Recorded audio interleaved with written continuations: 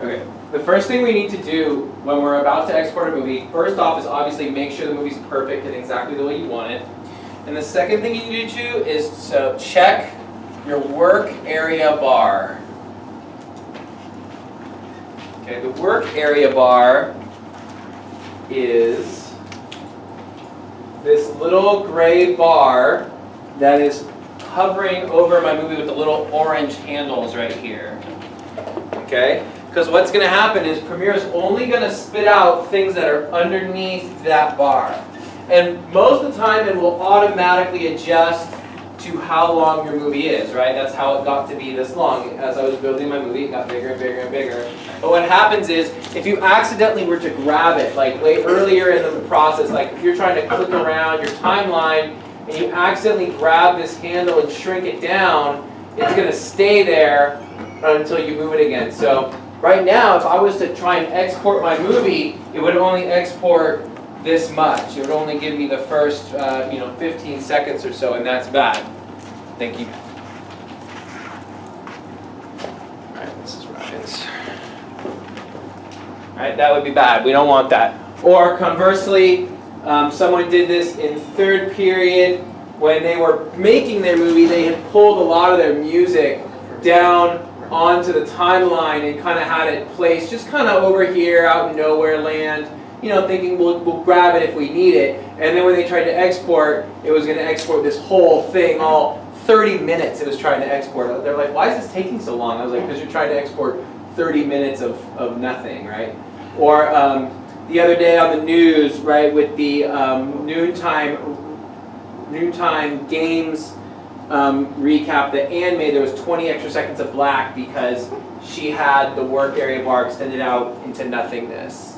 Okay, so the first thing you want to do is check your work area bar and make sure that it is just over your video. Okay, once you've got that, the next thing we do is click File, Export, and the next chance is Media.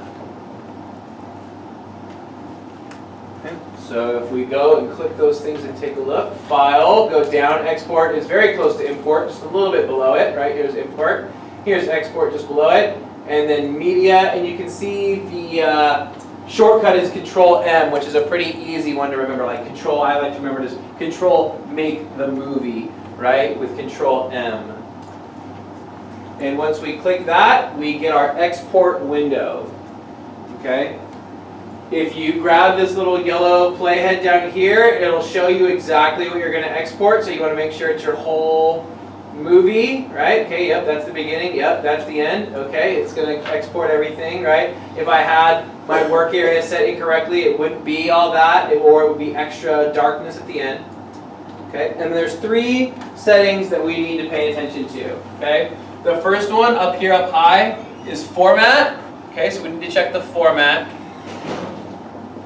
If we open that up, that format box, Premiere can output a lot of different things, right? We could output an animated GIF, we could output an AVI, we could output FLV, JPEGs, MP3s, MP4s, PNGs, QuickTime. There's lots of things we can export. But the one we want to use is H.264. H.264 is a language, is a codec that was written by Apple probably about 7-8 years ago now. And it really solved the problem of video quality and size. Back in the day, you had to kind of choose. Well, right, I want this video to look really pretty, but it's going to be a really big file, and it's going to take a really long time to download. Or, I can make this file small, so it'd be easy to load and quick to download, but it's going to look really ugly. And those are your choices. But then when H.264 is written, it writes the video so efficiently that it can still look big and pretty in high def, but it is a generally small file size. So that's why I want to choose H.264. The next box right next to it is the preset. Let's open that one up, see what we got. And basically, right, H.264 is the language, but what size do we want our video to be? We could do 220 by 176, that's pretty small, it's like a postage stamp, right? iPhone tab or Android tablet, 480p, that's still only standard def. Right, all these different kinds, Android phone, with click and hold, they've got Apple iPad 2, Apple TV, iPhone 4, blah, blah, blah, blah, blah, blah, blah, all these different kinds. We go down towards the bottom and we find the one that we want, which is YouTube 1080p 2997. 1080p, so YouTube 1080p 2997. 1080p is the number of pixels, right? That's high def, that's the amount of pixels we shot it in. So we're not shrinking our footage, we're not blowing our footage up, we're keeping it the same, right? Our movie is 1080 pixels tall, and it's 29.97 frames per second. That is the standard North American frame rate for television, right? You watch a movie, that's 24 frames a second. You watch European television, that's 25 frames a second. North America, we use 29.97. Sometimes people just call it 30, but that's the frame rate we want to use, because that's the frame rate that our cameras gave the computer. We don't want to alter those things. Okay? So we've chosen the format, we've chosen the preset. The last thing we need to do is tell it where to put it and what to call it. That's output name, so we need to name it. Do that by clicking on those little yellow words that probably say sequence 1. Now, when you click this, this is showing you where you want to put the video. Right now, if I was to hit save, it would go into period 2's folder. It's probably going to show you whatever folder you exported to last. So I have no idea what it's going to show you today, since you haven't done anything yet. But I do know that next project, it's probably going to try to export it into the chase folder, even though it's not the chase anymore. So make sure you choose the correct folder, right? Period 6. So we go video drive, period 6. That's us, the chase. And then down here is the file name, where we want to name it something unique, right? Miley Cyrus chase, or clown chase, or whatever it is. So I'm going to call mine example chase.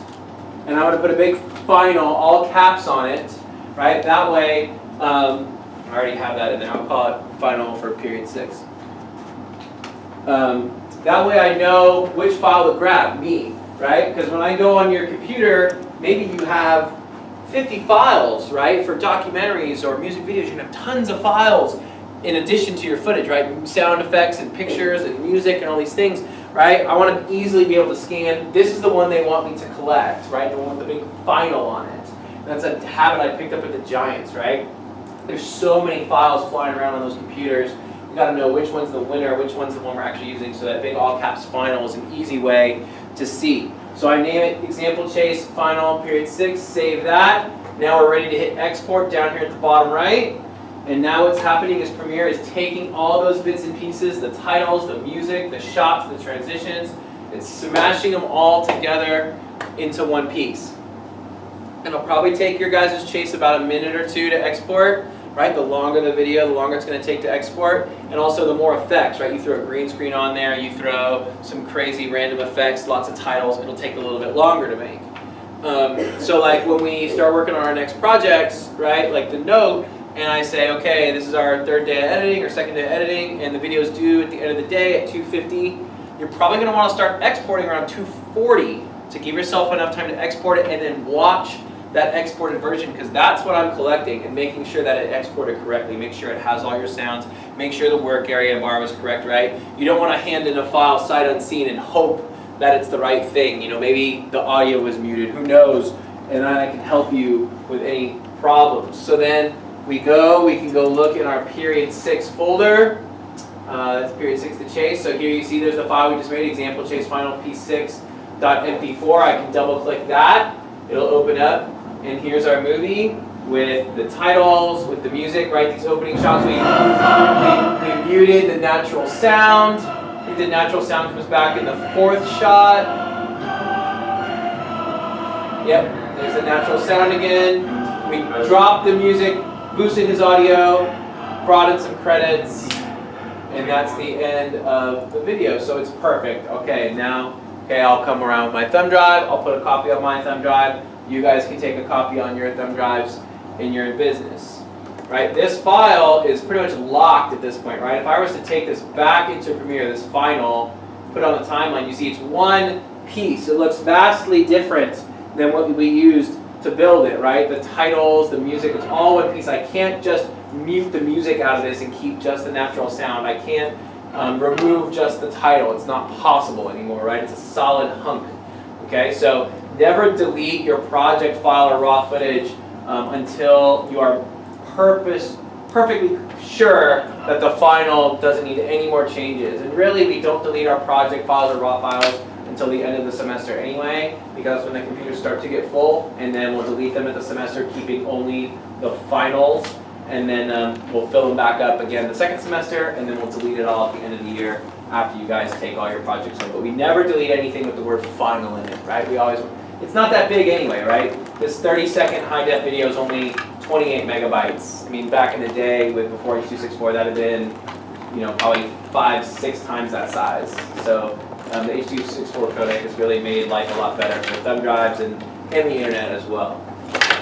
Okay, so what we need to do today is I'm going to give you guys about 15 minutes to make any final changes on your chase. At the end of that 15 minutes, so around 150 to 155, somewhere in that range, we need to start hitting File, Export Media, using these steps so that we all have the same type of file, and then I'll come around on my thumb drive and collect it. After that, we will watch them.